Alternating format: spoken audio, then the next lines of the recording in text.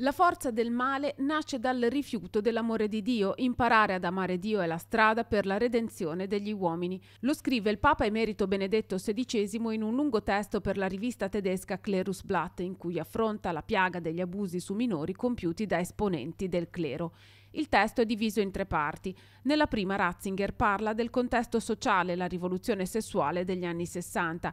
È in questo periodo, scrive, che la pedofilia è stata considerata come permessa e anche conveniente. Si registra il collasso delle vocazioni sacerdotali e un enorme numero di dimissioni dallo stato clericale, mentre la teologia morale cattolica, afferma Benedetto XVI, inizia a cedere a tentazioni relativiste, per cui non poteva esserci qualcosa di assolutamente buono né tantomeno qualcosa di sempre malvagio, ma solo ciò che sul momento e a seconda delle circostanze è relativamente meglio.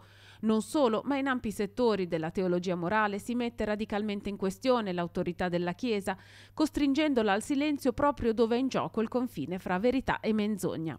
Nella seconda parte del testo il Papa Emerito parla delle conseguenze di questo processo sulla formazione dei sacerdoti. In diversi seminari, scrive, si formarono club omosessuali che agivano più o meno apertamente, mentre il sentire conciliare venne di fatto inteso come un atteggiamento critico o negativo nei confronti della tradizione vigente, che ora doveva essere sostituita da un nuovo rapporto radicalmente aperto con il mondo, fino a sviluppare una specie di nuova moderna cattolicità.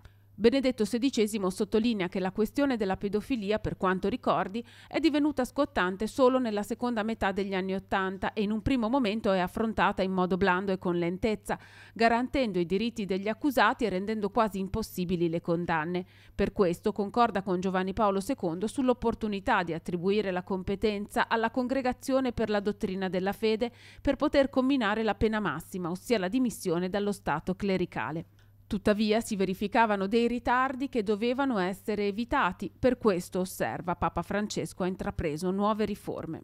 Nella terza parte del testo Benedetto XVI si chiede quali siano le risposte giuste della Chiesa. L'antidoto al male non può che consistere nell'abbandonarsi all'amore di Dio, perché un mondo senza Dio è un mondo senza senso, in cui non ci sono più i criteri del bene e del male, ma solo la legge del più forte e il potere diviene l'unico principio.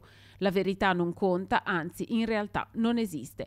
Forte l'accusa alla società occidentale, nella quale Dio nella sfera pubblica è assente, si perde il criterio e la misura dell'umano e può diventare ovvio quel che è male, come il caso della pedofilia. Teorizzata ancora non tanto tempo fa come del tutto giusta, essa si è diffusa sempre di più. La risposta a tutto questo, scrive, è tornare di nuovo a imparare a riconoscere Dio come fondamento della vita. In questa prospettiva il Papa Emerito parla anche della necessità di rinnovare la fede nell'Eucarestia, spesso declassata a gesto cerimoniale che distrugge la grandezza del mistero della morte e resurrezione di Cristo.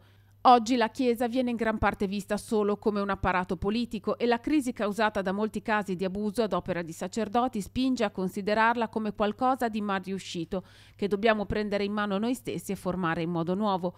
Ma una Chiesa fatta da noi non può rappresentare alcuna speranza. No, scrive, anche oggi la Chiesa non consiste solo di pesci cattivi e zizzania. La Chiesa di Dio c'è ed è lo strumento con il quale Dio ci salva.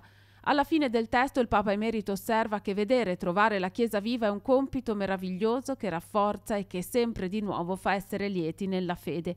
E conclude esprimendo gratitudine a Papa Francesco per quanto sta facendo per mostrare a tutti che la luce di Dio anche oggi non è tramontata.